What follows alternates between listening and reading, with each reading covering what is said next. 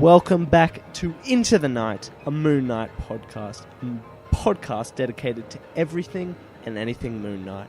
I'm one of your High Priestess of Khonshu, Connor. And I'm the other High Priestess of Khonshu, Ray. And this episode, we will be delving into two issues. One, a classic run, Defenders, Volume 1, Issue 49, Rampage. And for our modern run, we will be looking at Moon Knight, Volume 3, Issue 2 of Resurrection War, Phase 2, Crescents. So, grab your issues, sit back, relax, and get your Khonshu on.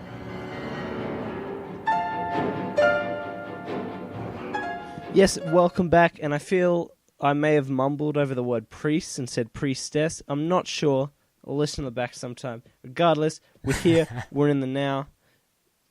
If I don't know what my priestess name would be, but you know what? We're living in the world. It's 2017. They could call me Connor Shu, just because of how good of a Connor Shu priestess I am. That's cool.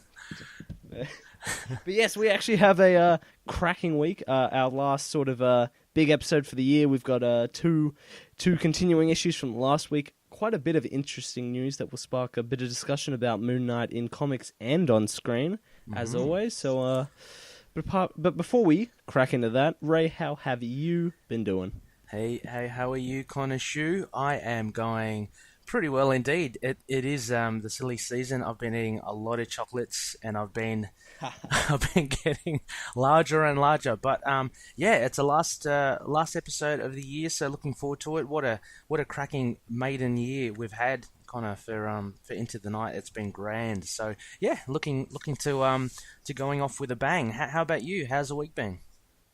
I agree entirely. We're just getting up to Christmas. Oh well. By the time this comes out, I think we'll be post-Christmas, but regardless, for us right now, it's all going on.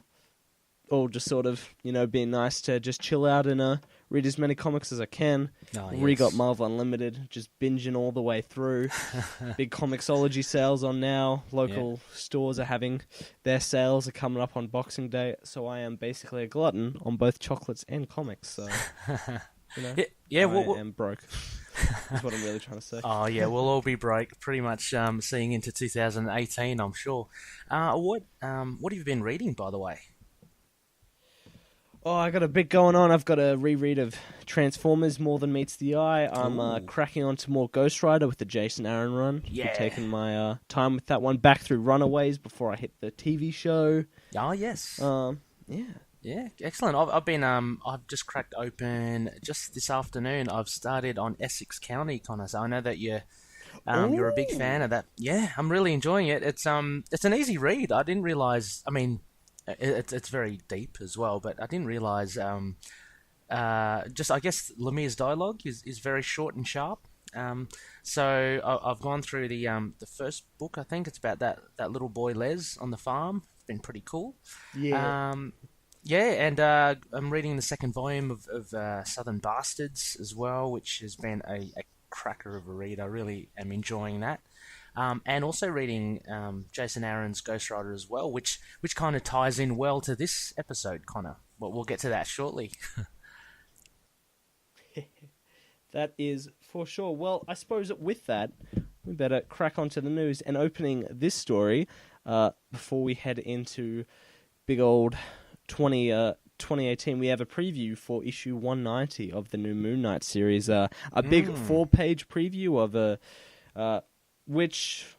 Do we want to go into detail here, or should we just sort of leave it at the behest of the readers to dive into? Or yeah, I reckon maybe we'll leave it to the readers. It was posted up this morning.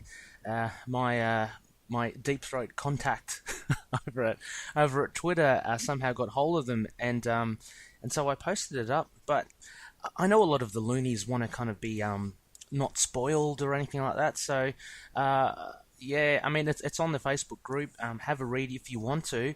If not, it's just around the corner as well. I myself haven't read the 4 pages. Have you had a little sneaky peek, Connor? Or? I sure did. I cannot help myself. I read through all 4 of them. Oh wow. Okay. Well, I know next to nothing other than the thumbnails on there. But I guess I'll ask you what your impressions were of the 4 pages. Definitely very interesting. We got a bit more insight into just sort of some of the characters. Got to see a bit more of a take on both how he's sort of tackling Mark and tackling the Sun King and Bushman, which I'm sure will be a very interesting discussion topic in the next episode. And sure to keep on this path of sort of a new take that, you know, could be, and probably is for some, quite decisive. Well, I was about to say as well, we've already had some comments on the group about a couple of loonies, at least, that aren't too happy where the direction may be going, without spoiling, you know, much, Connor. How can you see that? Is it quite clearly a divide, you reckon, between fans, or what are we looking at here? I don't think. It's always tough talking about. I think it's just sort of knowing that this isn't the Moon Knight almost that we've seen before, and I think it's just sort of almost sort of the, what was it? Oh, there's a term for it, but sort of this opening period of adjustment to this new run, and whether you know, people really like or dislike the new tone. Admittedly, something good I've been seeing, you know, it's been pretty decisive, but a lot of people, even who haven't quite liked it, have stuck with it because this really is sort of a grace period. That's sort of a grace period of whether this whole new and obviously completely interesting, at the very least, take on Moon Knight is surely something that shakes up the old status quo and keeps us on our feet. Yeah, well, I mean, there are 2 ways you can look at it. I guess one of the ways you can look is that, you know, it's still, as you say, the grace period is still very early days. We're looking at like part 3 still, so you know, for want of better, it could be right in the middle of it, or you know, we're still kind of, I still think we're kind of early days. But on the other hand as well, I guess Bemis, his storytelling is quite, I think it's quite detailed and quite involved. So I guess you could argue that you do get a sense, or you would get a sense already, of where he's taking it and what kind of story he wants to tell. This is me talking without, you know, again, having read these 4 pages, because it's certainly kind of rustled a few feathers in the loony camp. So it's you know, any news is good news, I guess. Any discussions are good discussions. So it'll be interesting to see what the loonies think of part 3 at least. But art-wise, Connor, was it still everything it was living up to be? Oh, for sure. And there's I will say there's a very new environment that Burroughs takes us that is and of course colouring wise as well, with the colorist name, who I am forgetting. Matt Lopez. Matt Lopez, of course, that Lopez takes us on as well. That is at the very least like a delight to the eyes for anyone reading. Fantastic. But yeah, most assuredly an interesting issue coming, which are we getting next week coming, or the first week of? No, I think it will drop. I think around the 27th or something of December. So it is coming next week. But yeah, we will cover it the first episode into the new year, I think. So a little break over there, but should be available next week. Hell yeah! Well, we will have that one up after the sort of New Year's break in 2018, so that one might be a bit delayed, but regardless, I still cannot wait to read and talk about it. And it seems like an issue that will probably need a few rereads to tackle on this podcast in any sort of length.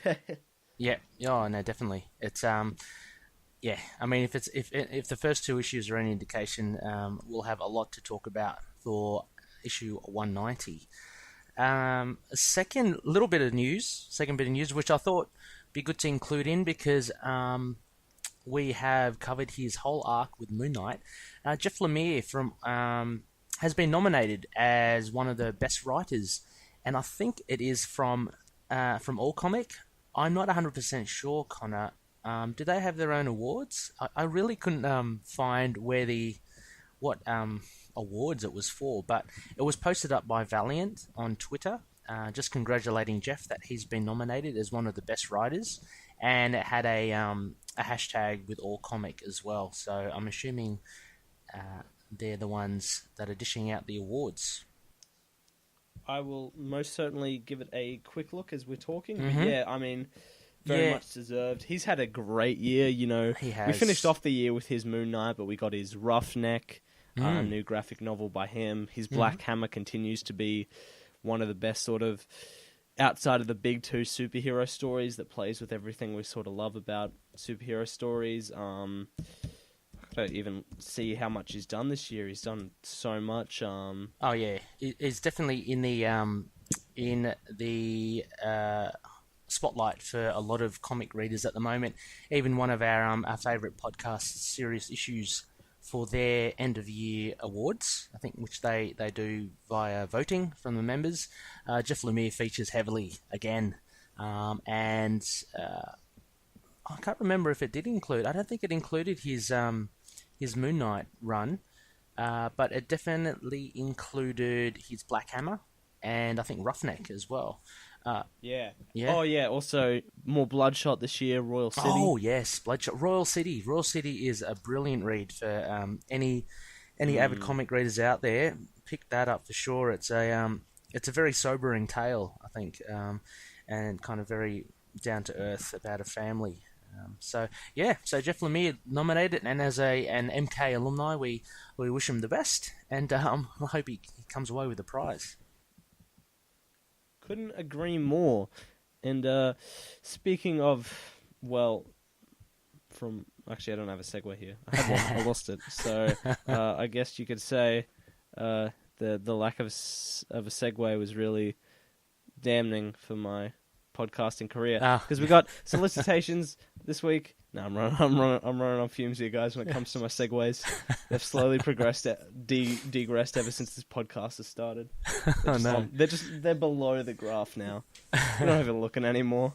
But yeah, it was last. Oh God, I can't even keep track of the weeks. This week, this Tuesday or Monday, big solicitations dropped, and it is big news for not only Moon Knight, but basically anyone who loves both the street level and supernatural side of things. We've got a solicitation for Moon Knight 193. Yep. We got the solicitation for his appearance in Daredevil, and a lot more news on Damnation, the big Doctor Strange-led event written by Donny Cates and Nick Spencer. Mm-hmm. Yeah, this looks really, really good. It's a very interesting inclusion. I know we may have touched upon this before, Connor, as well, but I know he's in and around Las Vegas, where this is kind of set. But including the Scarlet Spider on this crossover event is a really, it's a very interesting one. He kind of, I think he's a little I find him a little out of place compared to your likes of Johnny Blaze and Blade and Iron Fist and Doctor Strange. But do you know much about the Scarlet Spider, Connor? Or I loved the Scarlet Spider growing up. He was a clone of, this one's Ben Reilly. Mm-hmm. He was basically a clone of Spider-Man in the really shitty 90s Clone Saga, which I obviously had no idea of quality when I was reading it as a kid, who basically took over as Spider-Man for a bit after that event as well, until he died. Right. And basically he's come back after another event last year called the Clone Conspiracy. Mm-hmm. And he's actually running around Las Vegas, where the Damnation event is happening. Right. So I feel that's a bit of an inclusion. And an interview we'll get to in a sec, I think. Yeah. Kate's even said, I think he grew up a Scarlet Spider fan, so I think he's even taking opportunity of the chance to use him. And it is like a weird inclusion, and I know that series hasn't even really been talked about much at all, so I'm hoping maybe this event even helps it. But I'm surprised. I'm surprised it actually, like, it's been listed here up to issue 17. Of the news lately this week regarding comics of some of the cancellations of Marvel, I'm kind of surprised that he's still up and around. dare I say. Yeah, I know, right? Yeah. I Yeah. suppose they're really holding out for this event to breathe them new life or something, I suppose. Yeah, I mean, because there are so many Spider titles at the moment. It'd be hard to get, it'd be hard to get noticed. I reckon if you're one of the Spider titles, you've got Miles Morales, who's highly popular. You have Spider Gwen, who is just killing it at the moment. Great look and fantastic book from what I've read. And of course, you have your Amazing Spider-Man and Spectacular Spider-Man as well. And they've got this Venom Alpha crossover or event happening at the moment. So it's I would have thought Scarlet Spider would have been one of the lower tiers. And having said that as well, it's a bit of a shame there's no mention of any Moon Knight issues in this crossover event. But I guess you can take that as a good thing.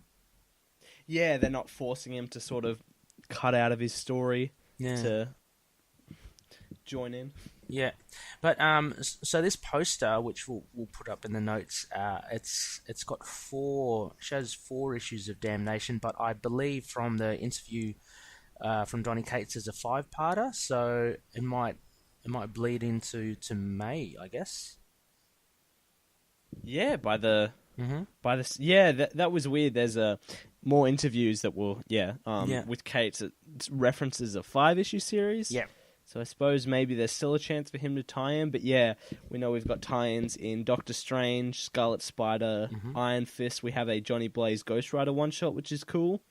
Yeah, and that's are right. sort of the big titles tying in. And I think that's a reveal then, isn't it? Because I think there was a bit of speculation as to whether Johnny Blaze would be getting a series again, but it's clear here it's a 1 of 1. So, which is a shame. I would like to see.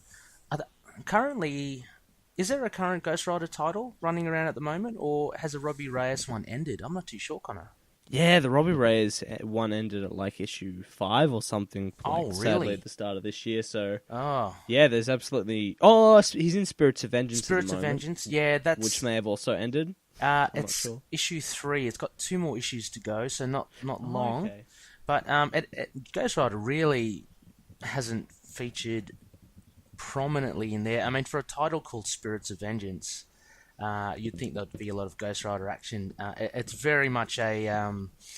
I've been just chatting with the guys at the Ghost Rider podcast, and there are a few issues with the writing and the handling of the characters, which is unfortunate.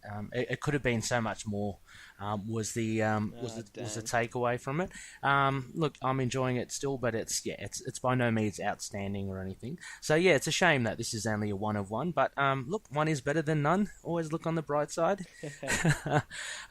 So Damnation should be a ripper of a event. I'm looking forward to that. And Doctor Strange, Connor, are you reading that at the moment? I haven't read the new issue, but I hear that's just as great as the ones before it, which have been absolutely top tier. Donny Cates has just been killing it this year. He's absolutely smashing it out of the park, and very. I actually had to tweet. I think I can't remember if I tweeted at Donny Cates or not, or to someone else mentioning him, but. I was meant to cull Doctor Strange as one of my lists because too many damn titles, but just the pure quality of the last 3 issues, 381, 382, and 383. I've just had to come back, so that's a sign of how good Donny Cates is doing it at the moment, and I love how enthusiastic he is about the characters and writing for them. When you have a writer that is so invested, kind of similar to Bemis, he was so excited to write Moon Knight. It kind of reassures you as a reader and a fan that it's in good hands.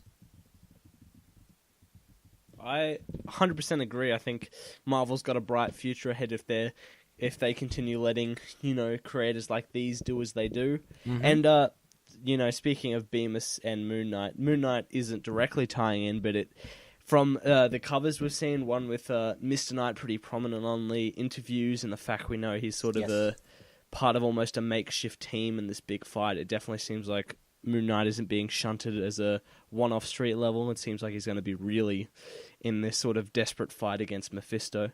Yeah, yep. And he's not only in that as well. He's in some other things. But what do we have next on the list here, Connor? Yeah, well, just to go through a few more solicitations, I'll get onto that one Yep. actually. We talked about the cover last week with Daredevil 600, Yes. with Moon Knight being on it, but we now have the solicitation for it in March. It is an oversized anniversary issue. Ooh, awesome. Daredevil can see the new mayor's machinations coming together, but isn't in time to stop them. Guest starring both the heroes and villains of the New York City streets. This oversized anniversary issue has a surprise ending that will shake the city to its very core. Ooh. Plus, a look at Foggy and Matt's relationship over the years. 56 pages. So, Ooh, yes. I'm not sure we're expecting some sort of big arc that'll have a heaping of Moon Knight for us. You'll probably only get a couple of pages or something in here, cameo, maybe more depending on how much Sewell likes him, but it sounds like this could almost be a status quo change to see Daredevil interacting with more characters like Moon Knight in the future. Yeah, I can't wait. At 56 pages, that means there's a good chance that we'll get a few pages, hopefully, with Moon Knight on there. Yeah, look, I can't wait for this. This morning I read, I think, the latest Daredevil book that came out last week, which is Mayor Fisk. I think it's all the lead up to this big 600 issue, and it's going really well. No guest stars in that one. I can't remember what number it was. I think 597 or something. But it was Daredevil on the run, and the whole city, even the police force, out to get him because he attacked the mayor of the city. So they're kind of bound to see him as public enemy number one. And they have a code PX. So code PX is for when there's any trouble relating to powered individuals, I guess heroes or criminals alike, and they raise a code PX for Daredevil, and they come after him pretty hard. So it's a pretty exciting issue from Charles Soule. And it's kind of renewed my faith in the Daredevil comics of late.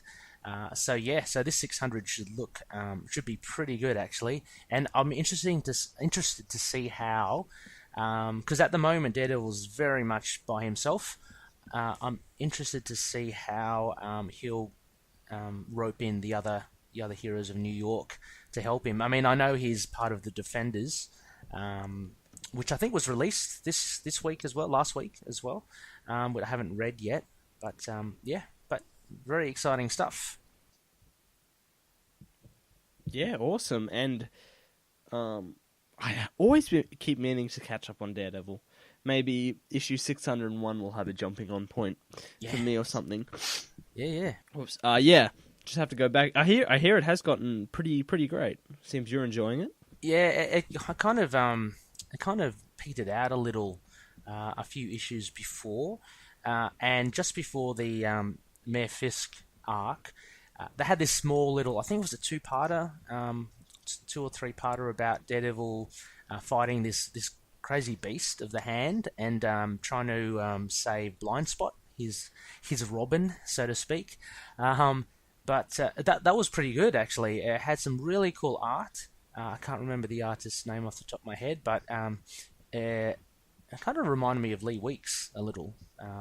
Oh, okay. Yeah, but early Lee Weeks, because I know he's still going around now, and I haven't seen much of Lee Weeks' work. So Lee Weeks used to do a lot of Daredevil as well. So it reminded me of old Lee Weeks in the 90s. But yeah, that was pretty good. But before that, I found it pretty mediocre, I'd have to say. So it's good to see Daredevil back and bigger than ever. And with the 600 issue, an oversized issue, celebrations abound, and looking forward to that.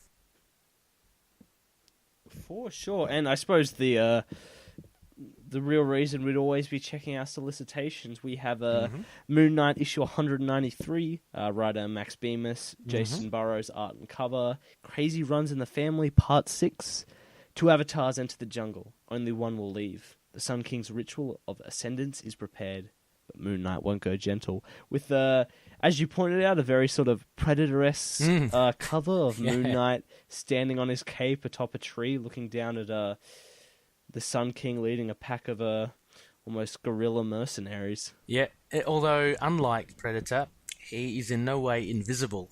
I mean, he's bright white, and as many loonies have pointed out, he's standing or crouching on top of his cape. So practicality-wise, I don't think he'd stand up straight. He'll have to kind of rustle this thing. And if you're looking at camouflage, look, he's in the middle of the jungle, so he kind of sticks out like the proverbial. But it's a cool cover. Again, Jason Burrows, man, he was made to draw Daredevil comics, I think. And Sun King in the foreground. This is interesting, Connor, because we know from the previous covers we saw Moon Knight battling. Well, kind of tied up in the ocean, right, with some sharks. It appears like he's been, I don't know, transported or taken to some sort of island. I don't know. I'm speculating maybe there's some sort of Sun King temple or totem there, maybe, that the Sun King is kind of drawn towards. Any thoughts as to why Moon Knight is in the jungle? I don't know. Obviously, Bushman and the Sun King put him there for a reason. No idea why.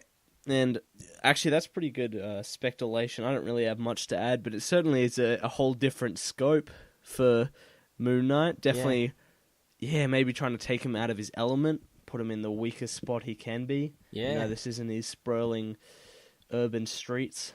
It's very interesting because I think a couple of years ago as well, and going back to Daredevil, I remember, I think it was in the Mark Waid run, he put Daredevil in the middle of a jungle as well. And it's so kind of jarring because you're so used to these street level, literally urban heroes, as you say, swinging around and on rooftops.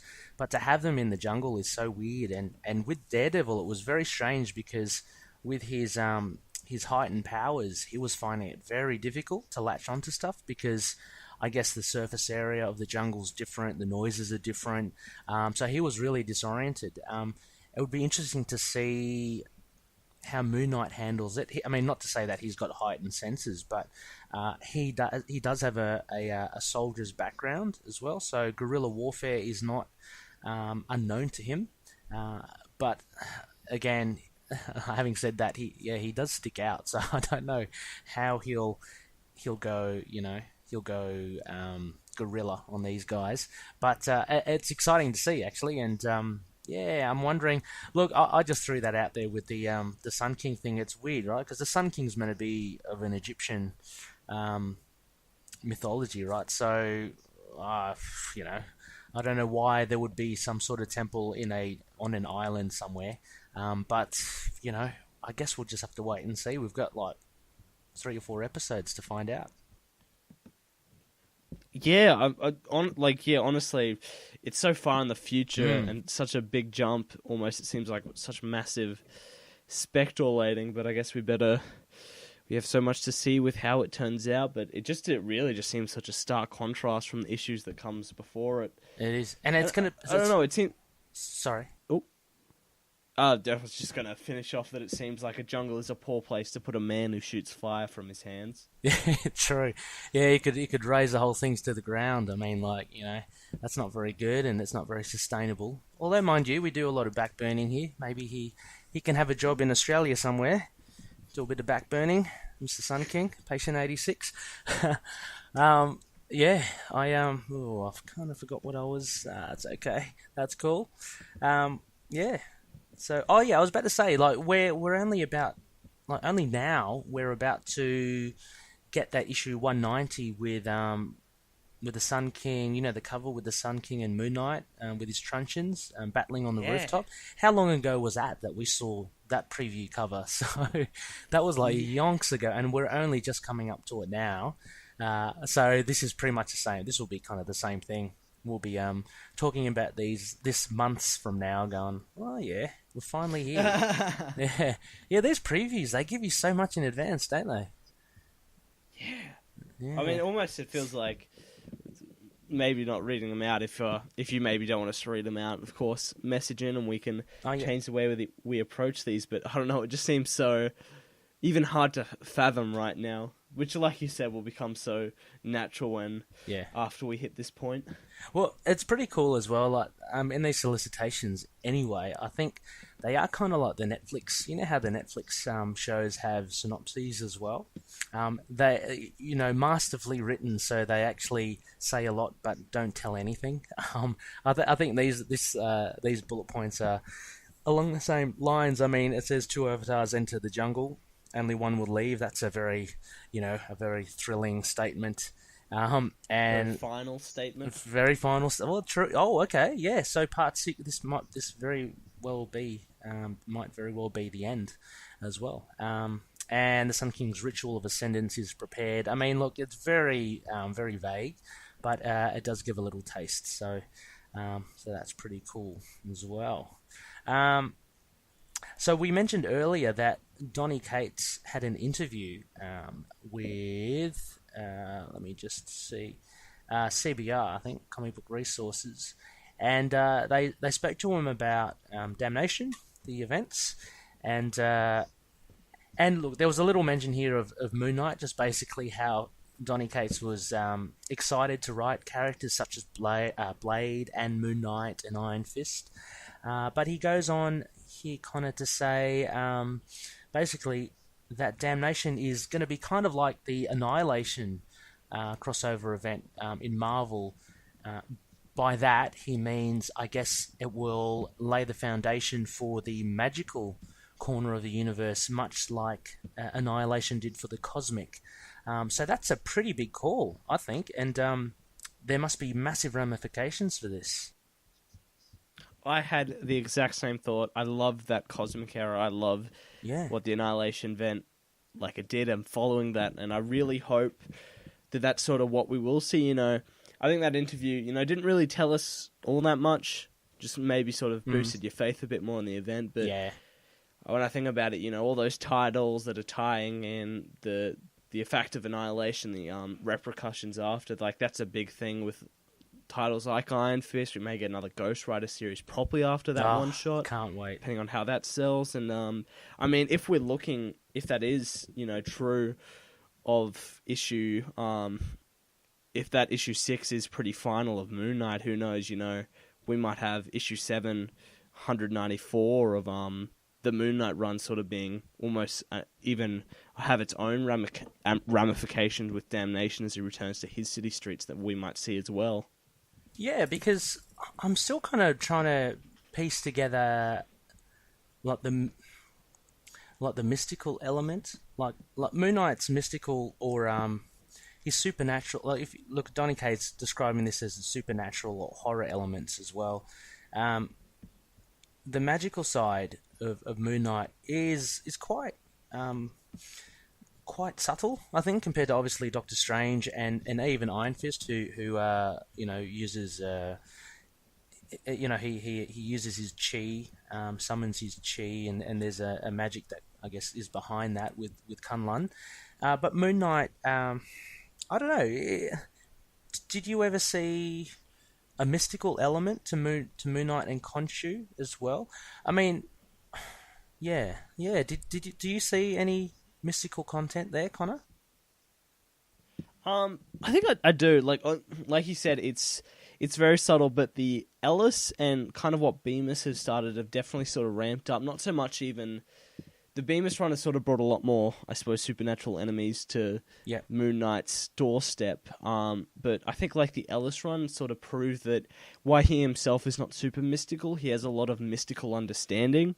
That whole 17-issue run was a lot of Moon Knight sort of knowing how to deal with mystical and, murderous threats to the Travelers of the Night. So even if he inherently can't go toe-to-toe with spell shooting, I think it's just sort of what he knows and his sort of insane and unpredictable tactics will help out in the event. Yeah, of course. Yeah, the Cullen Bunn run with the Boogeyman, also the wolves, and of course the werewolf as well. There is a supernatural element, sure. Okay, yeah. That's true. Yeah, I never really associated, because when they talk about mystical and magical, I kind of try and relate that to Khonshu. And if you'll follow my train of thought here, it's funny because with the other mythologies like Thor, right? The god of thunder and the Asgardians, Although, they are seen godlike, if you look behind the curtain, they're really based cosmically, so they're alien, so to speak. If you look at the Egyptian mythology with Moon Knight, actually in Lemire's run with the Overvoid and the Other Void, it does touch upon some sort of cosmic element. But actually, having said that, it was so vague. I guess you could interpret that as being dimensional or different sorts of planes. So maybe even there in Lemire's run, there is a mystical element as well as it's kind of mystical cosmic. That's how I kind of see it. But in the Marvel universe, with all things gods and religions, they try to I guess explain it in other ways. So I guess with Khonshu and with the Sun King, there might be a very well a mystical and magical backing behind that. Yeah, I definitely think so, and I can definitely see the train of thought, and I think that's been a lot of people, and I think Moon Knight's sort of longevity, well, not longevity, just sort of involvement in that run will be how, Kate actually uses Moon Knight to the advantage, not sort of just being a side-off character to help in the fight, to round out the cast. One thing about Moon Knight I think is really cool is that, although, he has the influence of Khonshu, although he's still literally just a man who fights his own kind of inner demons in his head, and as we've touched upon time and time again before, with the supernatural or the mystical elements at least, he as an individual doesn't care, and he just dives right in and takes them on despite what may happen to him or despite how overpowered he may be. So I mean that's always pretty cool about Moon Knight. So he's kind of mixing it, rubbing shoulders with Doctor Strange here. This guy was once one of the most powerful beings in the Marvel universe. And actually, what have we got here as well? Was it Mephisto, or was it Dormammu?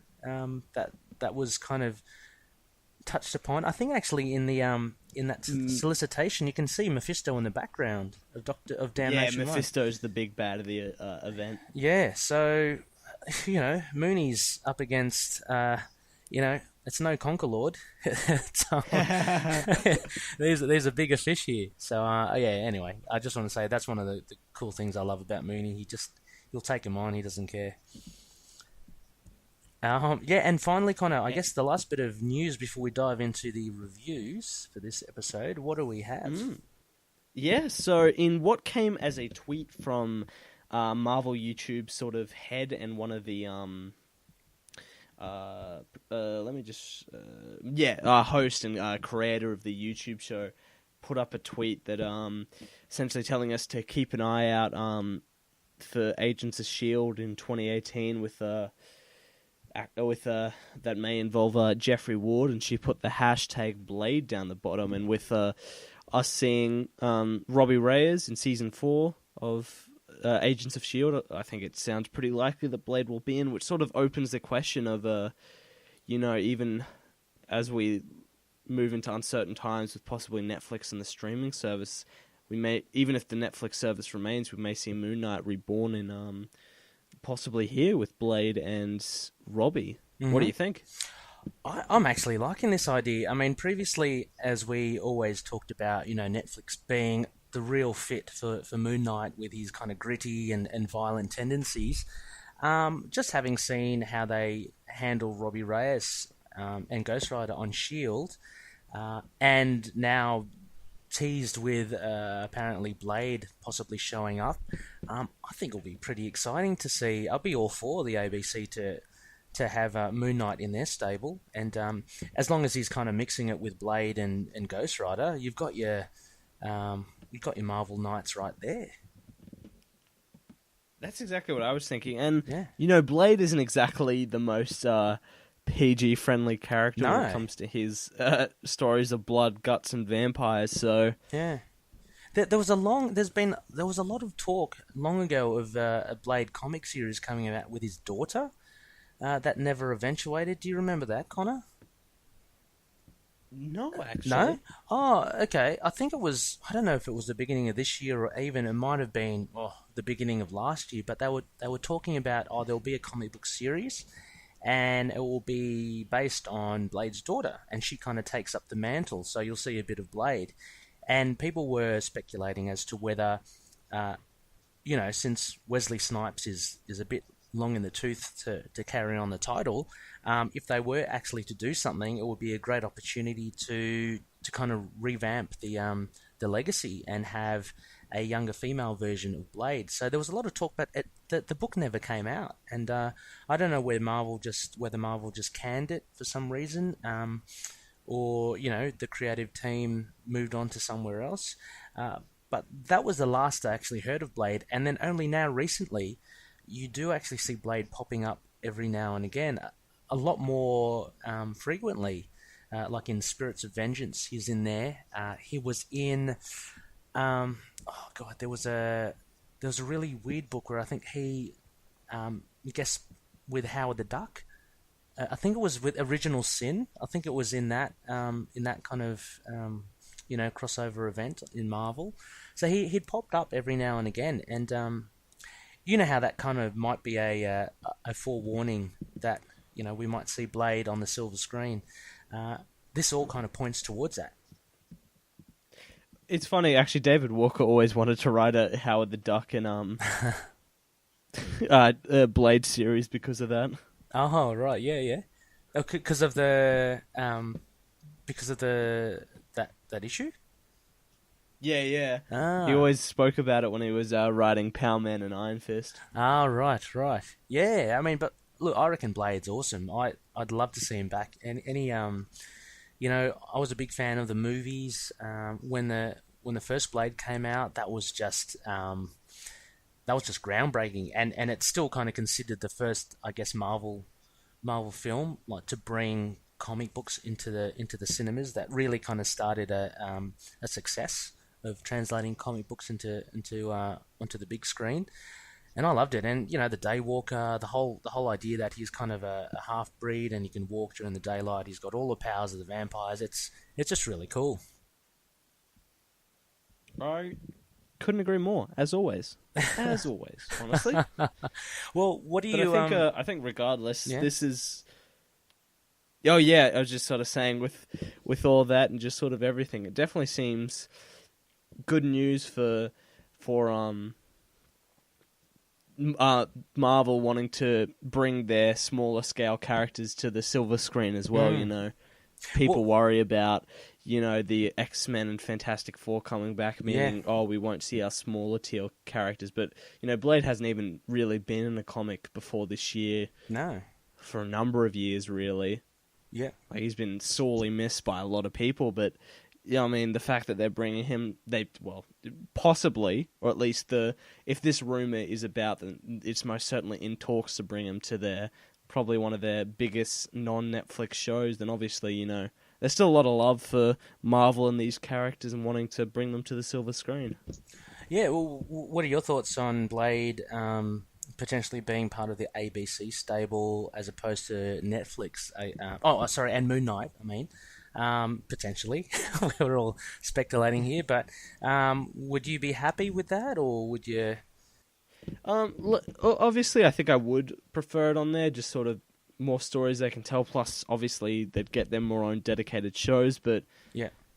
I don't watch Agents of S.H.I.E.L.D. I'm slowly catching up. I'm only on season 3 at the moment, but from what I hear now and just sort of the love people have for that show, by all means, if this is where we see Moon Knight and Blade, you can be rest assured for the setting it's in and the lower rating, I bet they will still be done to comic book perfection. I still feel it'll be a trustworthy adaptation. Yeah. Really true to the comics. If you only look at the last 2 seasons of Agents of S.H.I.E.L.D. as well, they're kind of chalk and cheese. Like, both are great, but the encouraging thing is that both of the seasons show that that the TV show can handle different styles. So season 4 was very much a darker. That was when they first were on a later time slot, and it had Ghost Rider in it. That was more of a darker setting. It was slightly more mature. And this season, it is a straight out and out sci-fi show. I mean, like you have the Kree, you have Kree aliens walking around, in their blue skin, and sometimes I'm watching it thinking, wow, this is just like Star Trek. I imagine Star Trek or Farscape to be. It's just like a unabashedly sci-fi show, and so they're so different. And that's a good thing about Agents of Shield. Like they've it was a slow start. They built it all up to establish the characters, but they're now able to kind of explore different genres almost. So I'd be quite reassured that if they do have Blade in there and Moon Knight, they can kind of slot back into that kind of season 4 style with Robbie Reyes and have like a darker, grittier tone. But yeah.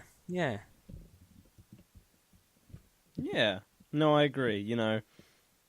I think we all want that super hyper violent Netflix show, but yeah, I think Agents of S.H.I.E.L.D. still definitely has the guts to do it. Yeah, true. Do it right. True. I mean, look, I might be just lying to myself. Like, my heart of hearts probably would be Netflix would be my first absolute choice. But oh, totally. Yeah, but like if the news did come that possibly that he's on that ABC. It's not like, oh, that's a shame. Now for me, it's like, oh, that's really cool. I can see that working. So, they've restored some faith, I think, over the last 2 seasons, which is pretty cool. Kind of crazy too. Yeah, it is. It's madness. It's pretty funny. What a crazy year this has been, Connor. I mean, like this whole thing about Disney buying a lot of this Fox stuff and all these movies that have come out. It's just been a crazy year for comic lovers. So, you can't ask for more, really. Yeah, I mean, honestly, if we were to do a recap of everything, not in the comics in general, but Marvel and then Moon Knight itself, I think, plenty of missteps, but I think it's been a pretty great year, especially for Moon Knight. And the we Funko thank Pops. all of you as well for jumping on board for this podcast when we did, and I think we chose a pretty great time to start talking about Moon Knight. Yeah, I think it's been quite timely, which is pretty cool, because it has been simmering over the years at least, and I can just feel it. We're just around the corner for something to break onto the big screen. But that's not the be all and end all. Like the comic books are going great guns, and there's plenty to discuss. So bring it on. But I think that will wrap up the news for here, and I suppose this year. Of course, this year, any other news between now and then will happily be on our Facebook page and group, facebook.com/groups/Into the Night, where we are talking constantly about Moon Knight. Yep. All the news will, of course, be dropped there as soon as people find it online. And don't worry. I hope it's not going anywhere as we hit 2018. I hope this isn't some weird period, and we keep this up. And I hope so. Sounds like following Damnation, we should be in luck. Oh yeah, I don't know. Whatever TV's doing, that's a thing. Yeah, exactly, and Damnation, what a way to kick off the next year as well. But before we get into that, Connor, I think it's time for Over the Moon.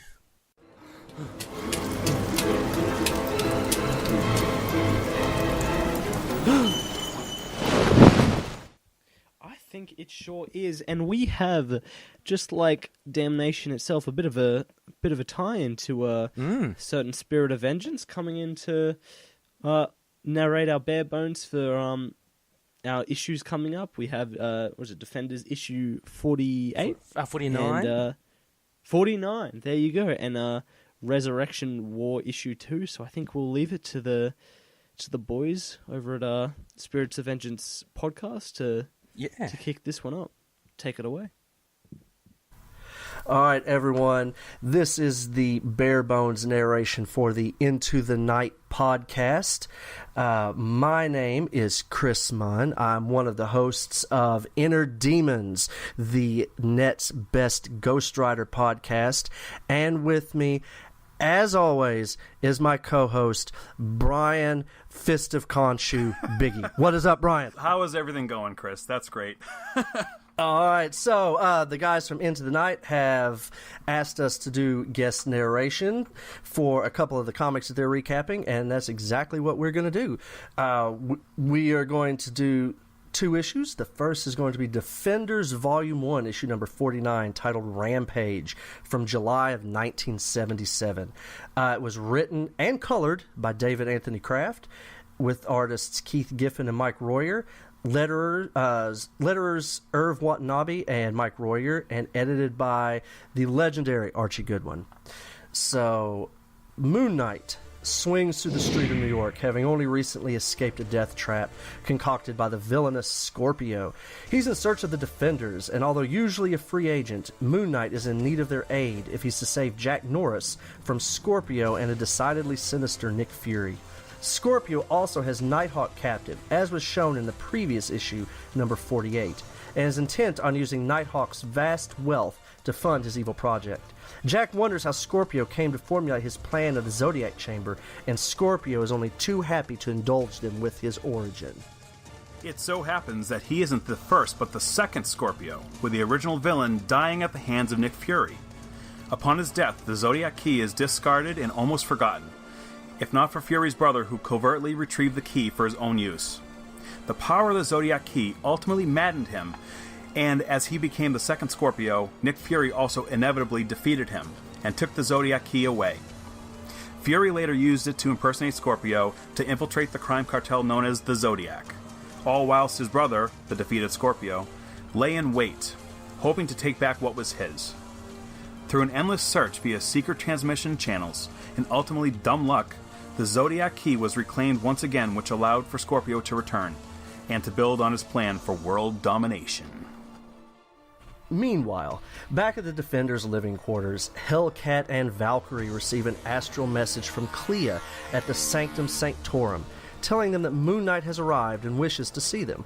With their coffee already ruined, Hellcat and Valkyrie dash out to find Aragorn, Valkyrie's winged steed, to take them over to see Clea and Moon Knight.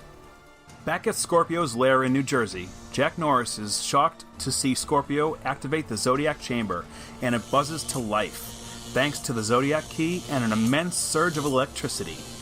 Slowly, 11 reanimated artificial figures come to life, and Scorpio cackles at witnessing his devious plan seen to fruition. Not far off, Nighthawk tries to reason with Fury and see if he can let him free. Unfortunately, Fury remains conflicted and leaves Nighthawk to his shackles.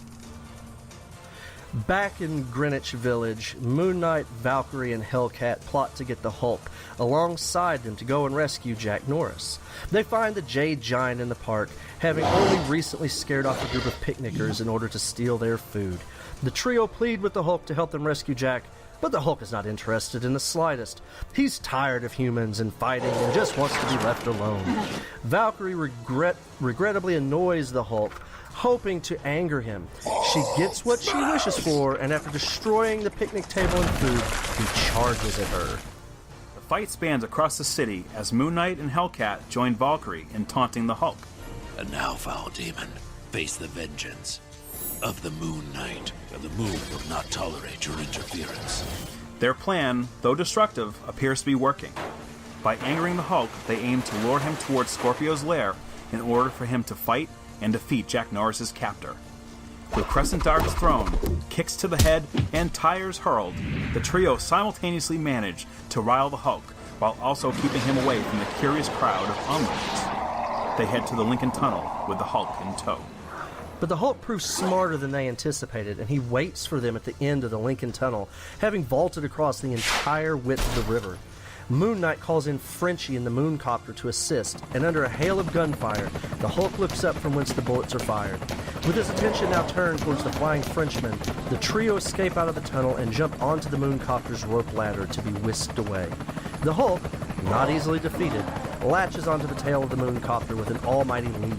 Risking one of her 9 lives, Hellcat amazingly manages to dislodge the Hulk with a well-timed kick, and he plummets into the river below. Short of their target, Moon Knight taunts the Hulk from a rooftop, and madder than ever before, the Hulk again leaps out of the river and crashes through the rooftop, narrowly missing Moon Knight. The rooftop belongs to none other than the Scorpio and his lair. and as alarms sound, Scorpio arrives at the scene of the crash, expecting to see Moon Knight, who has escaped his death trap not hours before. To his surprise, it isn't Moon Knight, but an enraged Hulk. Hulk! Smash! The Hulk is seeing red, and not only from Scorpio's costume, mind you, but is ready to fight anyone standing in his way. It is not only Scorpio, however, that comes to greet the Hulk. Behind Scorpio stand the other 11 Zodiac, reanimated from the Zodiac Chamber and ready to rumble. And that is where the issue ends. Yes. So, a great telling there from, thank you so much, guys, Chris and Brian from the Ghost Rider podcast, Vengeance Unbound. Hey, what a fantastic radio play, Connor. I just enamored. I think everyone was laughing along with us just there. I think it was fantastic. Yeah, thanks to the boys for doing that, especially so close to Christmas. They didn't just sort of get it out of the way quickly. They put all their heart and soul into that, and they may be inner demons on the podcast, but they're angels to us. Oh, that is some smooth talk in there, Connor. That is fantastic. Wow. Hit me up, boys.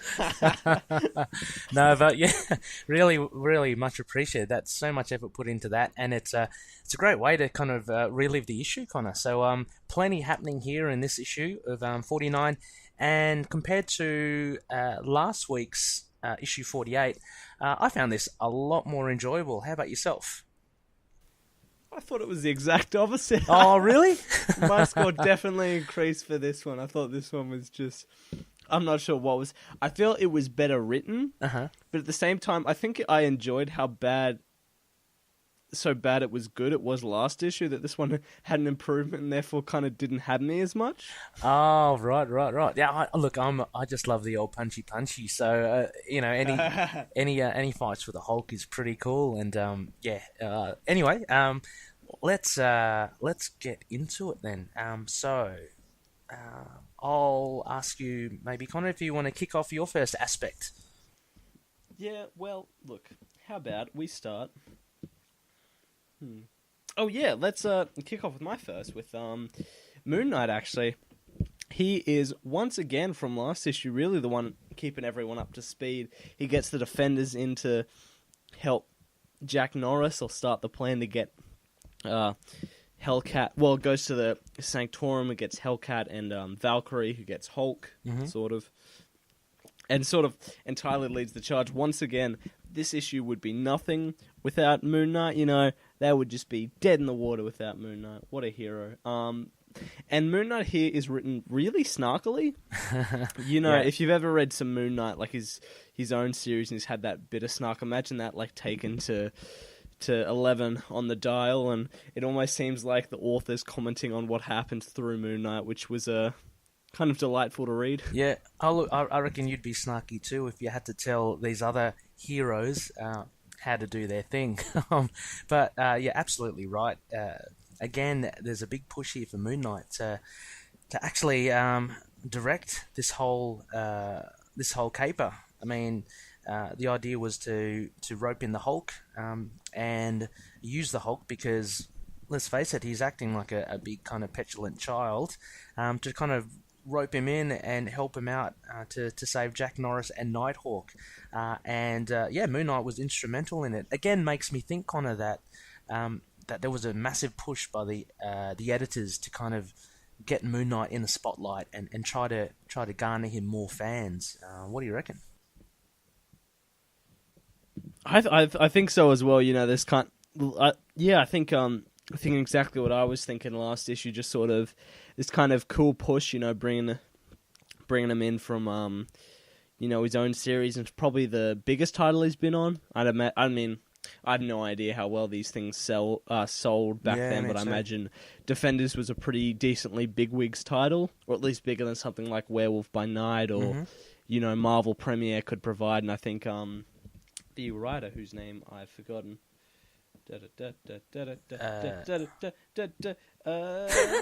David Croft.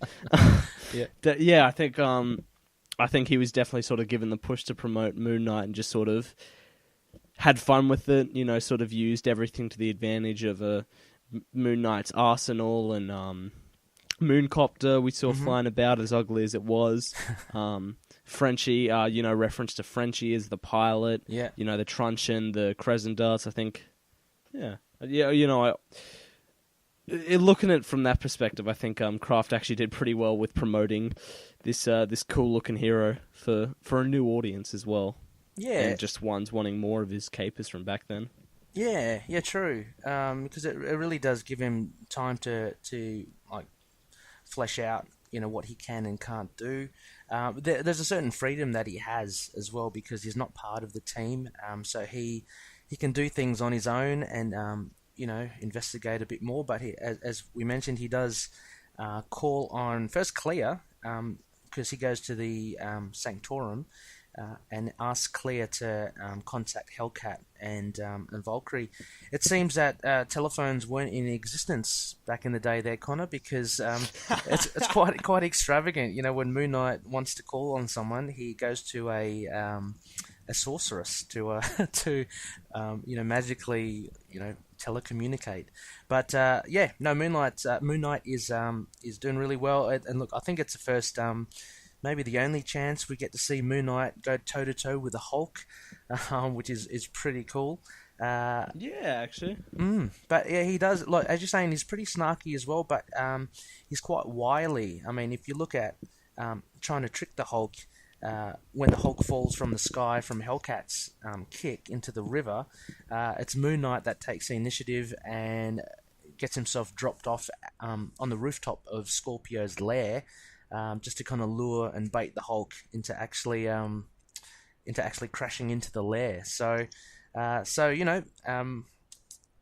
MVP moment here for Moon Knight again. He's pretty good. And that kind of leads into my first aspect as well. Is basically one of the main joys for me for this issue was actually the Hulk. It was teased a little in issue 48 where we just got that really random scene of the Hulk just kind of burbling in the bushes, just wondering what to do. And now we see him here.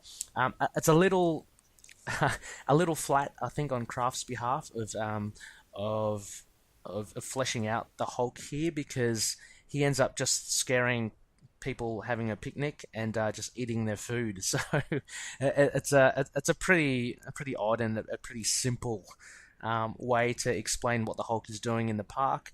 But one of the main joys of this issue is the Hulk and him taking on the Defenders and Moon Knight. So we see a battle all across the city.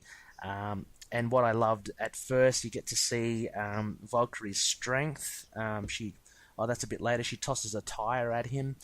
She also, and this is the thing. While Hulk is eating a drumstick, to actually get him angry, she just destroys the picnic table. So again, small things at stake here, but it's enough to set the Hulk off, and he follows him all across the city, trying to basically, I think, smash them. And Valkyrie tosses a tire at him to make sure he doesn't hurt the onlookers. Moon Knight tries one of his crescent darts, and he throws it at the Hulk with a poink. Does nothing to the Hulk, and the Hulk says Hulk will smash stupid Moon Man. So that's a bit of fun. But yeah, I thought it was just fun, Connor. Like just seeing the Hulk go crazy and try to take on these heroes. What do you think? I mean, definitely the bulk of this issue, but definitely the best thing to come out of, I think, these sort of stories so far. It was dumb. It was a bit fun. Yeah. I think actually probably some of the best art too was rendering Hulk running around the city destroying stuff. I think there was some fun to have with the debris and all the crazy flips these heroes keep doing when they're thrown from the Hulk. Yeah. Pretty good description of everyone's characters as well. Valkyrie's strengths, Moon Knight's wile, as you said, and Hellcat. Well, she's quite agile, isn't she? She does a lot of... Yeah, true, actually. She manages to, flip him off by removing his balance into the river. Yeah. And she hasn't got any I'm not too familiar with Hellcat. She hasn't got any like superpowers, does she? Like she's just agile, right? Or I don't think so, or at least not at this point. I think it was Yeah. post this point that she like went to hell or something. oh, okay, yeah, because she's not like super strong or anything. So she's just like she's trying to take on the Hulk, which is he's a massive class 100.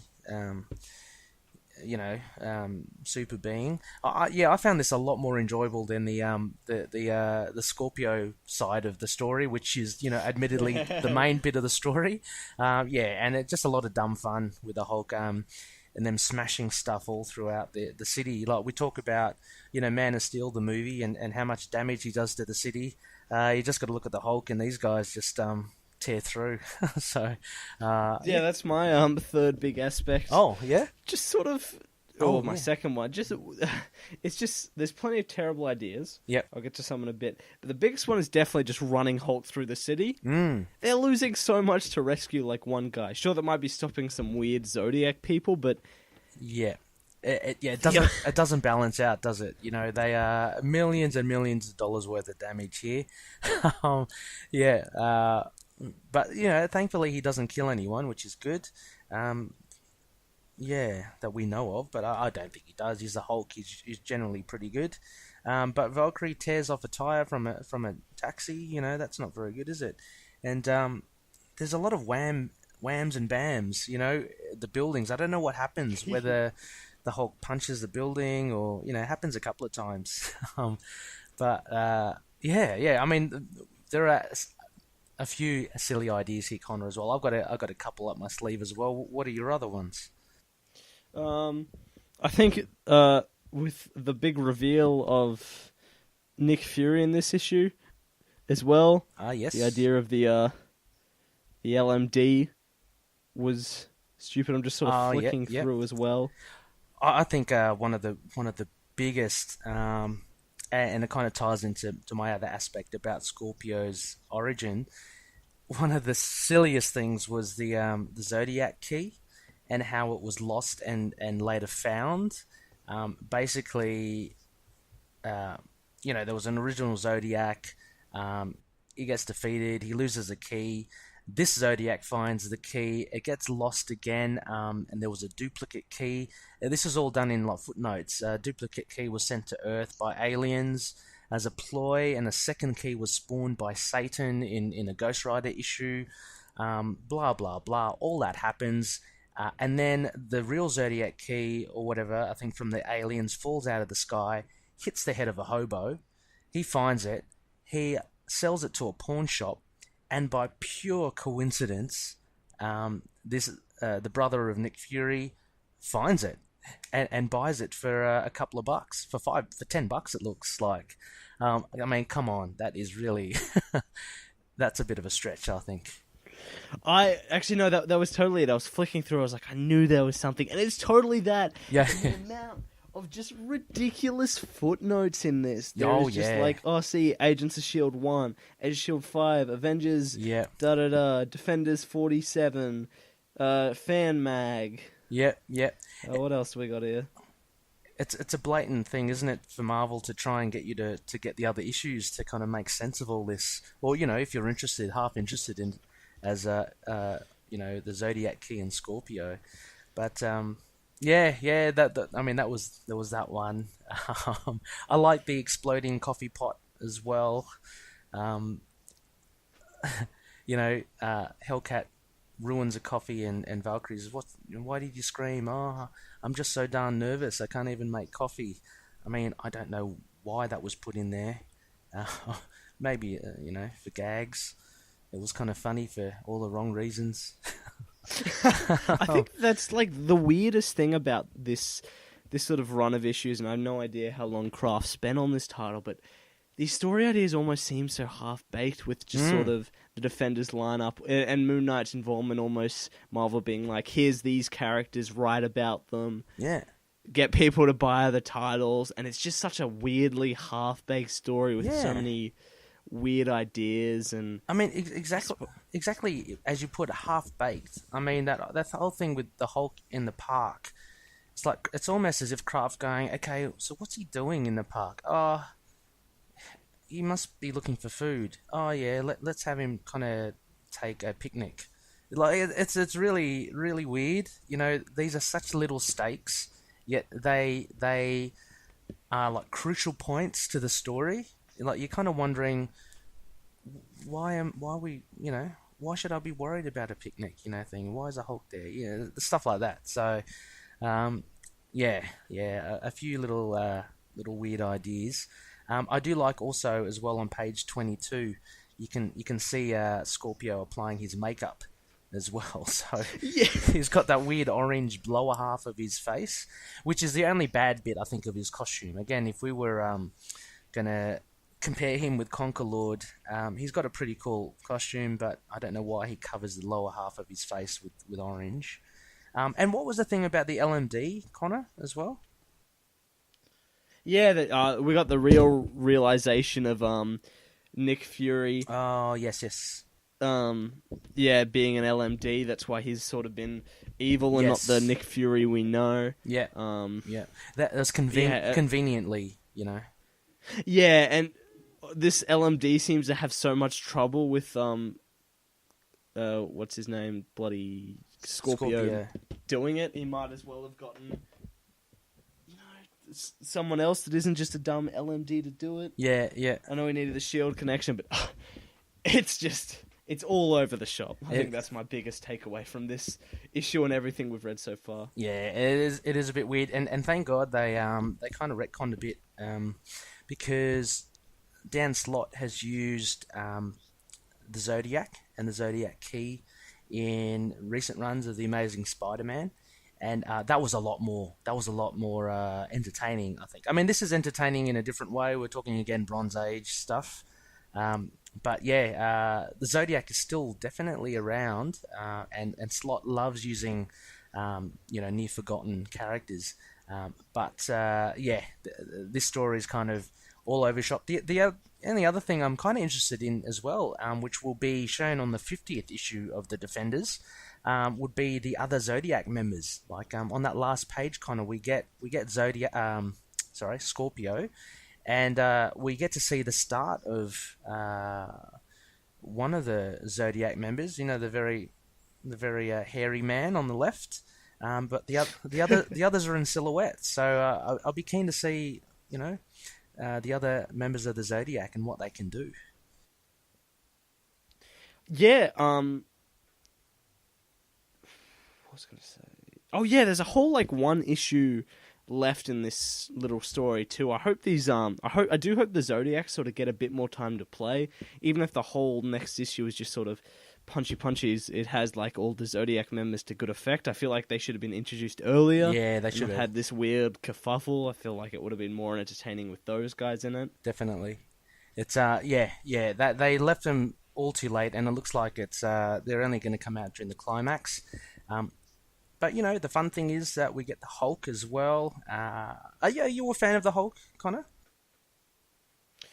I haven't read enough of him. I don't think I've read a single comic that just has the Hulk in the title and no one else. I've never read Planet Hulk, World War Hulk, nothing. Oh, okay. I got to grab some highlights from you, I think, from MU, because, I just have nothing. Oh, yeah, for sure. I mean, I guess different...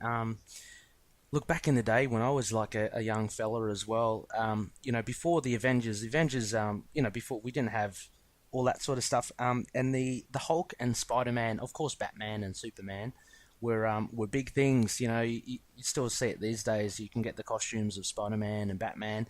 The Hulk was a big thing, and around my time when I was a young fella, the Hulk TV series was out, with Bill Bixby and Lou Ferrigno. And that was a really successful TV show. I remember as a family we'd watch that every evening, and I was infatuated as a little kid with the Hulk. I really did love him, just how strong and powerful he was. So, anything with the Hulk is fun. I do like the old classic dumb Hulk. I don't mind the newer iterations with the Grey Hulk and the combined Hulk as well. But it's always a lot of fun to have him in there. But I don't know where I was going with that, but I just wanted to say that because it's a lot of fun just to see the Hulk do his stuff. I guess I mean, so a fun romp, another continuation, part 2, and it looks like we're going to come up with part 3, the final part next issue, but with Crescent Dart ratings, Connor. And having reviewed part 1 just last week, what would you be giving this one, issue 49? Oh, that's tough. I think I gave the last issue 2.5, and I think this is definitely a better quality of issue, even if it didn't entertain me as much. I'd probably give it another 2.5 Crescent Darts, just because it was slightly better, but still wasn't enough to make me... Like, I'm still sort of on board with where this issue is going, but it's still just another sort of perfectly average comic I read because... Yeah. No, I mean, it's totally understandable. I gave 2, I think, last issue, and I'll have to bump this up to 2.5 as well. More so, as I mentioned, I enjoyed them actually trying to get the Hulk rather than the actual story, the actual driver for the story itself with Scorpio. So it was fun to see that. Scorpio is rubbish. Yeah, and it's fun to see heroes fighting heroes. So I enjoyed it for that, which was good. So the big difference here, the Hulk has bumped it up to 2.5 as well. So that gives it 2.5 Crescent Darts. It was good to see Mooney. I mean, Mooney was prominent here. It was actually. Yeah. But we have another issue now up for review, and it is predominantly Mooney, so that's pretty cool. What do we have again here, Connor? Oh, well, let's just throw it to these guys again. Take it away. Okay, take it away, guys. Next, for our second synopsis, is Moon Knight Volume 3, Issue Number 2, which is Resurrection War Phase 2, Crescents, which was released in February of 1998, written by Moon Knight's creator Doug Minch, with artists Tommy Lee Edwards and Robert Campanella, colorist Melissa Edwards, letterer Ken Lopez, and editor Mark Bernardo. Moon Knight jumps into the Moonjet with Frenchie in order to gain some answers for his mysterious rebirth and cryptic premonitions. Leaving Marlene behind at Grant Mansion, the Moonjet flies into the night and soon arrives at the abandoned church in the South Bronx. Moon Knight's aim is to meet Stained Glass Scarlet there, the real Stained Glass Scarlet, and for her to hopefully have some answers. Astoundingly, Stained Glass Scarlet is in the church, on her knees and deep in prayer. Moon Knight interrupts her, and he soon discovers that her prayers were begging forgiveness for her sins. Scarlet reveals that she had just recently returned from a hunt in which she claimed 2 of the 3 lives of contract killers which she had sought out in her ever-going quest for redemption. Her ruse also involved luring the 3rd killer to the church, where she intended to finish him off. Moon Knight's sudden appearance, however, had complicated the matter. Suddenly, a man bursts in with a gun and shoots at Stained Glass Scarlet. She is hit in the shoulder, and before the killer can take a second shot at the Crimson Angel, Moon Knight leaps into action and beats the killer senseless.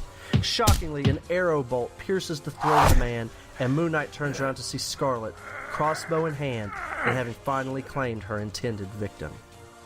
Moon Knight questions Scarlet about the killers, and has learned that they were under the employ of Carson Knowles, aka the Black Spectre, a man whom Moon Knight believed to be in prison. Stained Glass Scarlet informs him that strings were pulled in order for Carson Knowles to be set free, and she makes an even darker claim that the Knowles also now serves an even higher and darker power. His intent is to take over the city, and it had been Scarlet's intent to stop him. Have recent events leading to Moon Knight meeting Stained Glass Scarlet sheer coincidence, or ESP? Scarlet posits the question to Moon Knight and suggests his role in this game may have been to assist her in her quest to take down Knowles, in the very least to save her life. Moon Knight patches up Scarlet's injured shoulder, then leaves in the Moonjet, pondering her words. After a quick change of clothes, Moon Knight is now Jake Lockley, and he hits the streets to gather information on Knowles and any possible whereabouts. He meets up with Gina and Crawley at Gina's diner, and Crawley notifies Jake of Pier 23, a place where miscreants have recently been known to frequent. Jake thanks Crawley and promises to get him a fresh tea bag before heading out to plan his next move. A short cut to Egypt shows the investigation into Simon Darkover's death, which occurred last issue. Though it first appears to have been caused by a heart attack, the bruising around his neck says otherwise. The detective and police on the scene note the new statue of Set, the god of death, nearby, but do not let their superstitions get the better of them. They dispel any supernatural reasons for Darkover's death and resume their investigation. Back at Grant Mansion, Stephen Grant and Marlene discuss how Morpheus may be behind Stephen's rebirth in some way. Marlene confirms that it would be impossible, as Morpheus is still in Ravencroft Asylum under lock and key. Exhausted from the recent events, Stephen settles for bed and promises to investigate further once he's gained some rest. A disturbing incident at Ravencroft Asylum shows a warden bringing in a meal to Robert Markham, aka Morpheus. It appears that the warden has routinely brought in Morpheus's meals and has watched him eat and sleep. As the warden picks up the food tray, we see that the cell is indeed empty. Morpheus has somehow escaped, but left the illusion that he's still there. Moon Knight and Black Spectre battle out an ancient and unending war as foretold between Khonshu and Set. The Black Spectre taunts Moon Knight as he shouts, "The moon's feeble light can never overcome my greater darkness." With a greater faith in himself, Black Spectre gets the better of Moon Knight and eventually bludgeons Moon Knight's face as Stephen awakens. It was just a nightmare. It reveals to Stephen that Khonshu had spoken to him and that another god, Khonshu's enemy, must be stopped. Stephen is unsure whether he can beat this new enemy, as his faith in Khonshu has diminished over the years. Marlene consoles Stephen and reassures him that her faith in Khonshu's will ensure Moon Knight's victory. Another small interlude shows the museum in Egypt where the recently unearthed Set statue stands. A security guard patrols the exhibits, but is suddenly attacked by what looks to be a mummy from a sarcophagus. It claims his life and returns to its coffin, all in the shadow of the statue of Set. Moon Knight and Frenchie gear up to fly to Pier 23, based on the information given by Crawley. Inside a warehouse at the pier, Black Spectre and his henchmen are there, having recently abducted a politician in the hope to sway the votes for the city. Moon Knight crashes in from the skylight and prepares to fight Black Spectre. Black Spectre wields his mace, and just as the fight begins, his words echo that of Moon Knight's nightmare. "The moon's feeble light can never overcome my greater darkness." And that's the end of the issue. I want to thank the guys from Into the Night for letting us come in and do these synopses for them. We've had a blast. And I just want to say, obviously Ghost Rider is my favorite character.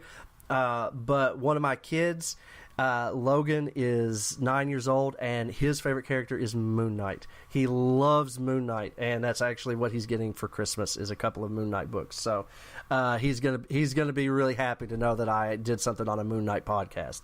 So guys, thanks for letting us be a part of it. We really appreciate it. Yep. Take care, guys. Thanks so much. Another cracking read. Thank you, boys, for coming on, doing such an amazing job, such amazing quality with this. I think if you haven't checked out Vengeance Unbound, Inner Demons, I think those readings are what you can imagine they'd bring to their own podcast and talking about the things they love as well. With all things Ghost Rider, I think you got yourself a perfect advertisement for why you must check out that podcast. Thanks once again, boys. Yeah, thanks, boys. That was bloody awesome. And how cool is that? Chris's son Logan is a Moon Knight fan. The little fella. That was so cute. Yeah. So I'm sure he'll be blessed with a couple of really nice Mooney comics or books this Christmas. So yeah, that's great to hear. But look, yeah, likewise, hey, as Connor and I have mentioned, we're currently going through Jason Aaron's Ghost Rider as well. A recommendation from Brian, so thank you, and it has been stellar. So yeah, just a big thanks, and what a great read for this awesome issue, Connor. Yeah, definitely sort of my complaints with the last issue sort of folded away with this one. I think there's a lot of great things to take from this one. Writing definitely improved. The art continues to be amazing with everything we talked about. definitely. the last issue. Yeah. What do you think, Ray? Oh, I thought it was. I thought it was good. I thought it really. I think really built off the first issue, starting to get. Starting to see some of the pieces in place now as well, and it wasn't as ambiguous. I guess there's all these visions that Moon Knight had in the first issue. We got mention now of the big bad, apart from Set, which is pretty cool, and and a bit of action, and still teasing a bit more of Set's power. But I love the art. I loved a lot about this. Shall we dive right into our aspects? I think that is the best course of action. I'll let you lead the charge here. Mm-hmm. Okay, well, one of the main aspects for me was actually, the reveal of Carson Knowles, the Black Spectre, as the tangible villain of the piece. So last issue, there were a lot of, battles that Moon Knight had on the astral plane or wherever it was that he was at. And now it's revealed as he meets up with Stained Glass Scarlet that it's actually Black Spectre, and Stained Glass Scarlet is actually chasing after Black Spectre as well. The three thugs that she kills are connected to Carson Knowles, and she reveals a little bit as well that he somehow escaped prison. We don't know how. Some strings were pulled, and he's causing havoc again. And what I love about this as well is that, again, we get the big contrast. Moon Knight, the White Knight, and Black Spectre, the darkness. And so we get Khonshu versus Set. And it's alluded to that Black Spectre is under the control, I guess, of Set, or under the influence. It's great to see Black Spectre back. I agree, and it was almost sort of like sort of the split of this issue. We have this big setup of Set and everything, but it still sort of was an awesome sort of street level political corruption story with Black Spectre as well. Yeah, which I really enjoyed. And I think the way we played out with how Black Spectre was written and well really worked here. He was really threatening, especially at the end, and I think the way Fasanera weaved into it, and a rogue and a gunman, I think was just she was cool. She was very smartly used, I think, by Doug Moench here to be kind of like the connection for Moon Knight and the informant for him. And as you mentioned, just to go on further to what you were mentioning, Connor, I love the fact that although we have this kind of Egyptian setting with Set. And then we have this street level by knowing that Carson Knowles is operating on the streets and abducting people. There is also, I love that scene in Mark's Nightmare when they battle it out, and both of them are basically pawns for Khonshu and Set. Just the obvious contrast between black and white, and it was quite horrifying. I think when Black Spectre got the better of him in the dream, and he spouted that saying about the greater darkness, and just before he deals the killing blow, Mark Spector wakes up. So a lot of fun, I think, with Black Spectre. I think so as well. And sorry, that's what I meant to say. I kind of lost my train of thought there for a second. But yeah, I think definitely as well, sort of, we see him as a big key player in that in the sort of the street level side, but that really cool dream sequence setting him up as Set's player was sort of the perfect finish to that.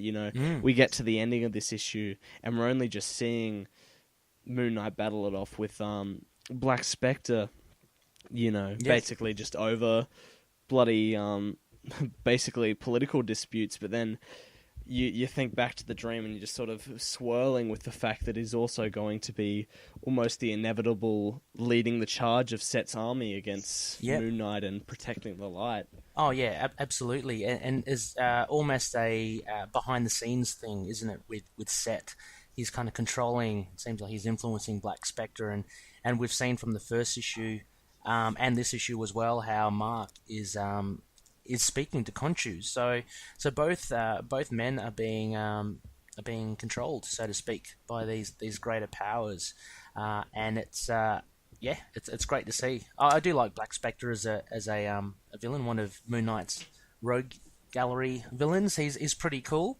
So yeah, it's good to see him get some action.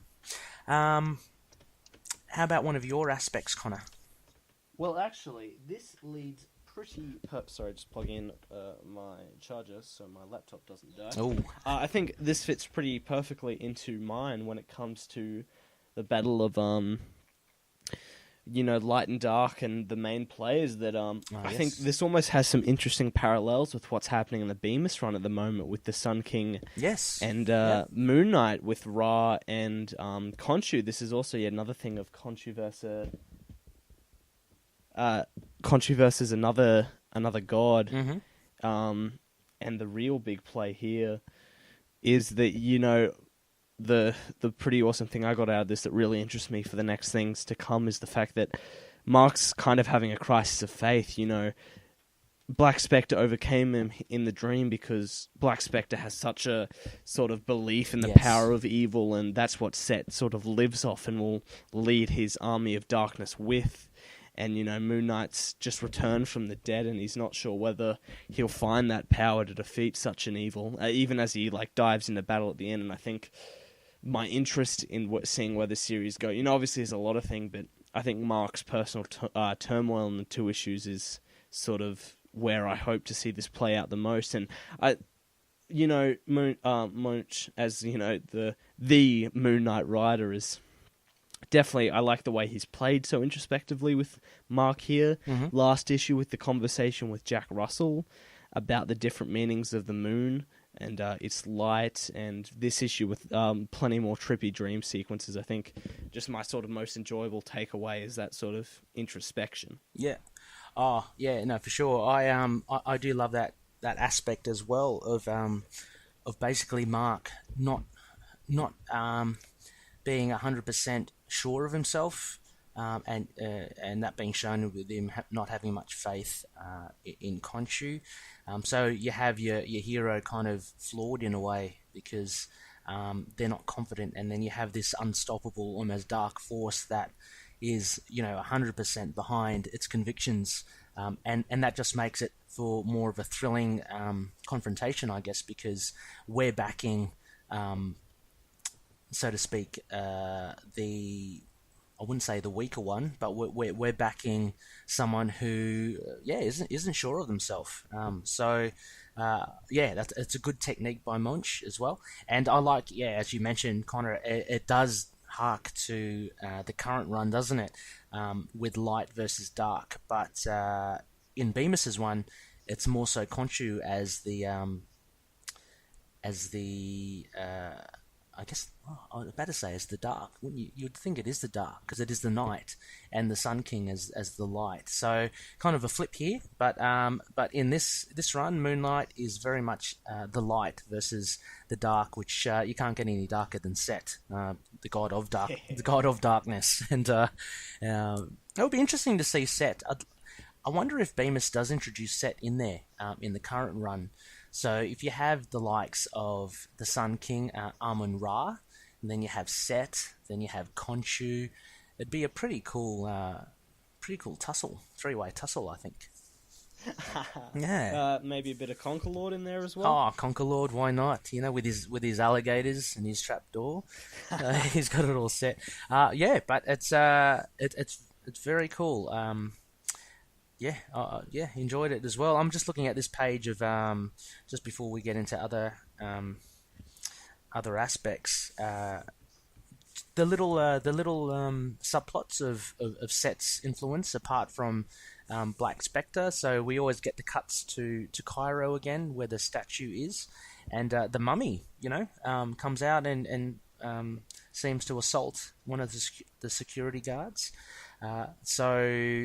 There's a bit more to be revealed later on. You just get the feeling that we'll see some sort of more supernatural confrontation rather than at the moment the street level with Black Spectre. Look, I'll go on to my next aspect, which is another reveal or lack thereof of another villain of Moon Knight. So there's always been a bit of talk, about Morpheus, and we did see him briefly in the issue prior, but it looks like he's escaped Ravencroft Asylum. He's somehow done the Houdini, and he's left this poor warden thinking that he's serving food to Robert Markham in the cell, but he's in fact gone. So it would be interesting to see kind of what his role will be in this as well. Will he fall under Set, or will he have another purpose? Is Set recruiting all Mark's villains? Because he certainly hasn't recruited Stained Glass Scarlet.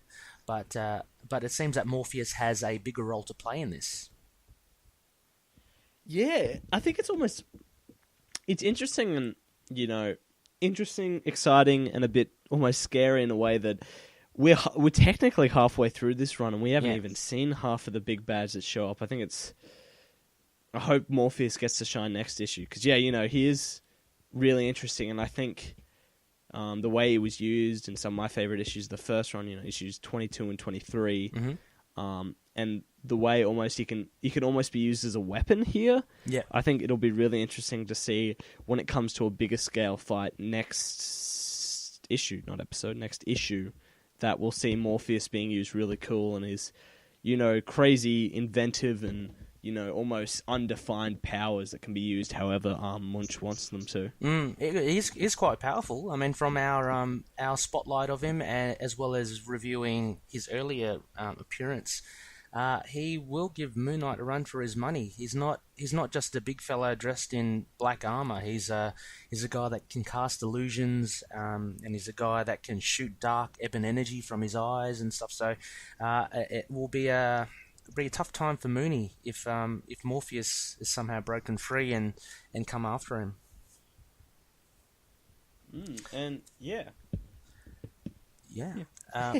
Sorry.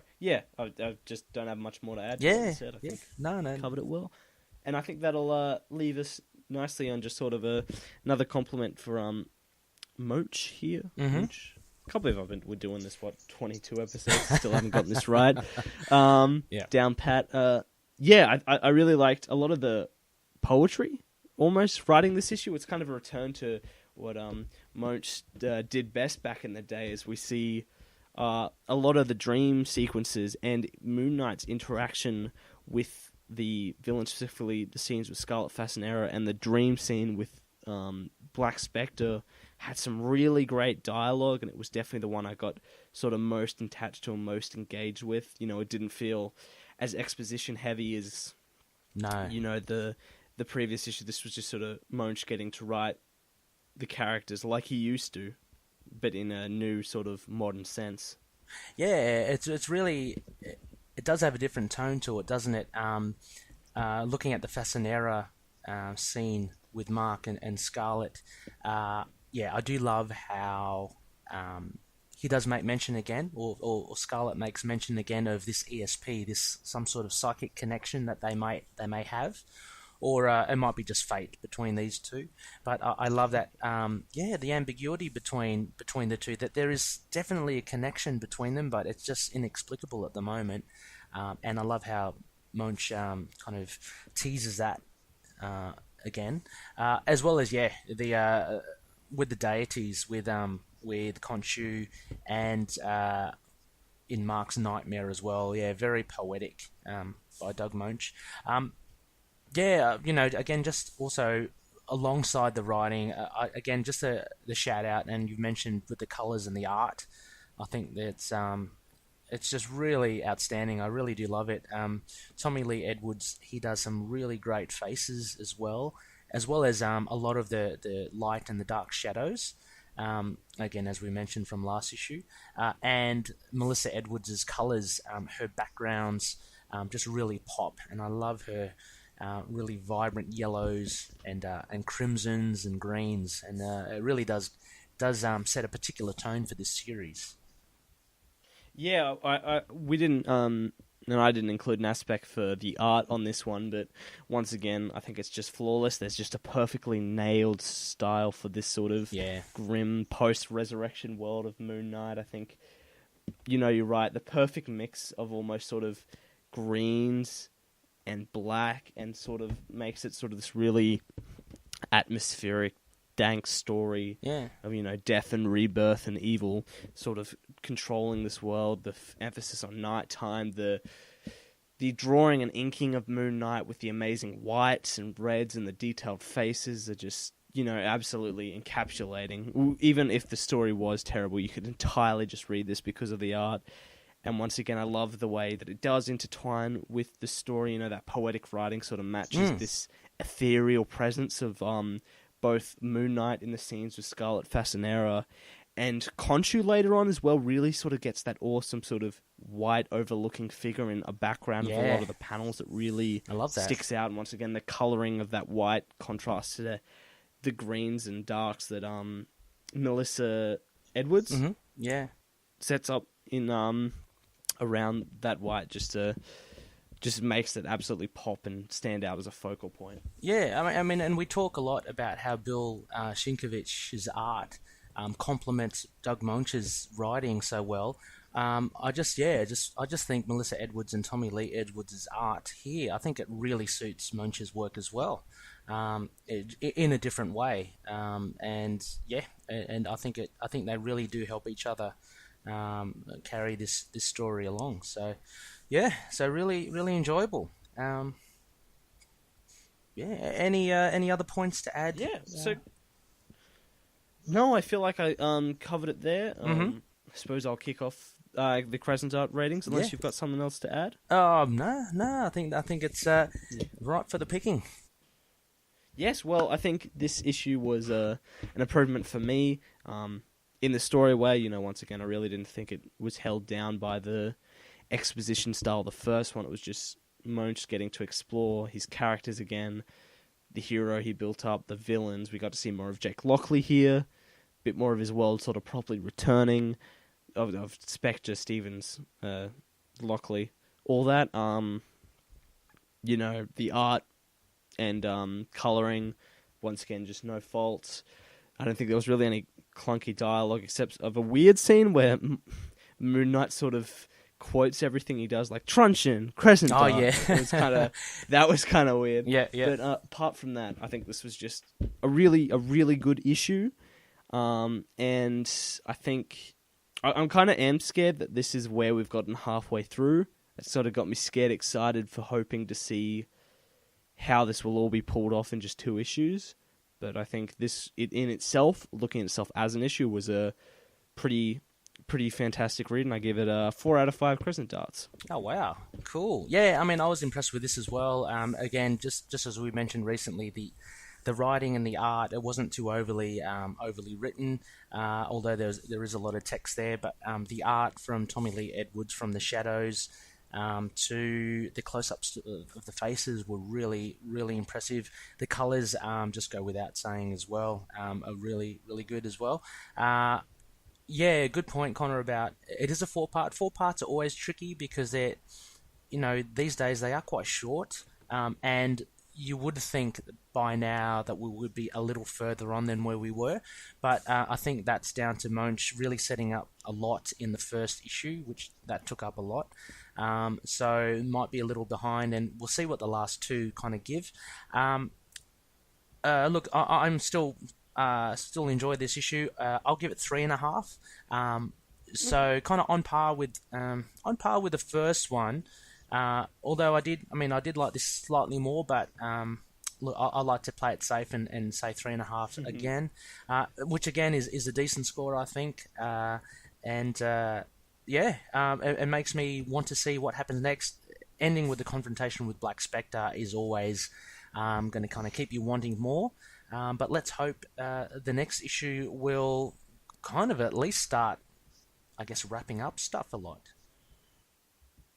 Yeah, it'll really be how fast we move in those next 2 issues as well, balancing a proper story. Yeah, we'll see. But at that, at least, I'm super excited to crack into it when we get to it. Yeah, I mean, we haven't seen much of the subplot of Set, the statue, and we haven't seen much. I mean, we've only been introduced to the mummy now, so there's a lot to cover in the last 2 issues. But yeah, we'll see how we go. It's been a enjoyable one. But yeah, 3.5 and 4. So there you go, loonies. Pretty pretty good recommendation for this second issue of Resurrection War. Well, Connor, Yeah. I think well that wraps it up for this issue. Not issue, this episode. Next phase, which will be next year. Yes. We will be looking. So yeah, the last episode for this year as well. Yeah, so this will wrap up the last episode for this year. And we'll be hitting the next year. It will be it'll probably be it'll be around the week after it's released, on the Wednesday, but we should have a review of Moon Knight Volume 9, issue 190, Crazy Runs in the Family, Part 3. And that will be fun to sink our teeth into. That's Sun King and Moon Knight coming face to face, if the cover is anything to go by. We'll have another guest narrator as well there. But that's for next phase. And also, Connor, I think we spoke about it just before this episode. How about we might even fit in a Funko Pop review? Yes, mine came in. The new one, the Excellent. classic outfit. Yep. Mine is staring at me as we speak, and can't wait to do another toy Funko Pop review. So that will be pretty cool for next phase. So before we wrap up, I guess, Connor, just one final spectacle shout out. I guess we'll go to Vengeance Unbound. Just a few details there, Connor. Sorry, do you want to shout these out? Yes, happily. So check out Vengeance Unbound at their own website, vengeanceunbound.blogspot.com.au. You'll find all their podcasts. I know they've sort of a blog post as well. They put write-ups and reviews up there as well. And I think that's like 10 years strong. I think Chris has been... Yeah, he's been... absolute veterans. Yeah, fantastic. So a wealth of information there to check out. You can find them on Facebook at facebook.com/vengeanceunbound for everything they put up there. And they're wonderfully active on Twitter at innerdemonsgr. Yes, yeah, they're quite active there. So drop them a line, say hi to Brian and Chris, and let them know that they're doing a great job, because their show is a ripper. I listened to the latest one, Connor, and it was awesome. they reviewed Thanos number 13 with everyone's been talking about that. That's Donny Cates as well, isn't it? I think it is, yeah. With the Cosmic Ghost Rider, which is so much fun. I've got to read it, actually. I feel like I've read about it more than... and I pretty much know it. And also, they reviewed Spirits of Vengeance, issues 2 and 3. So, get in there, loonies or flameheads, if you're partial to Ghost Rider. And I guess finally, where you can find us would be on email at moonknightpodcast@gmail.com. Again, most of our stuff is on our website, which is intothenightpodcast.wordpress.com. There'll be links there to all our social platforms. We're on Facebook. We have our page, facebook.com/ITKMoonKnight, and our Facebook group, which is so much fun to chat and post up stuff. That's on facebook.com/groups/intothenight. Also on Twitter, you can find us on @ITKMoonKnight. We're also on Instagram, Tumblr, YouTube, those other social platforms, as well as all good podcast catches. Also, finally, as well, I just wanted to say we had a really good chat on our chat room, which is the Looney Bin. So if you go to our Facebook group, you can find the link there on the About description, and just jump right in. And we can chat all things Moon Knight. Thanks once again, loonies, for sticking with us. It's been a great first year. Connor, it has been absolutely awesome to host this podcast with you. It's been very, very fun indeed. We've got some good times ahead. Yeah, thank you everyone for joining us on this year's journey. Hope you have a great 2018, where I hope we'll still be in your listening pile. And thanks to Ray for being the one to kick up everything about this, really. He created the group that spawned this podcast. He was the one that got me into it, you know. When it's come to this build, this has been all Ray laying down the bricks, and yeah. Oh, but look, hey, couldn't have done it without him. Yeah, and we podcast host of the year. But we certainly cannot have done it without you loonies as well. So thank you for all the support. And look, it only works if we're all in there discussing and having fun together. So a big thank you once again. Yeah, Connor, I guess I'll see you on the other side of 2018. Yes, and as always, until then, and after then, and forever and ever, into the after void. Yes. May Khonshu look after the denizens of the night. Goodbye. Catch you later. Moon Knight and affiliated characters, stories and events are properties of Marvel Characters Incorporated. Materials used and discussed within the podcast are intended for critique and review purposes only under the fair dealing concept of the current Copyright Act. The views, information or opinions expressed during the podcast are solely those of the individuals involved and do not necessarily represent those of the copyright owners.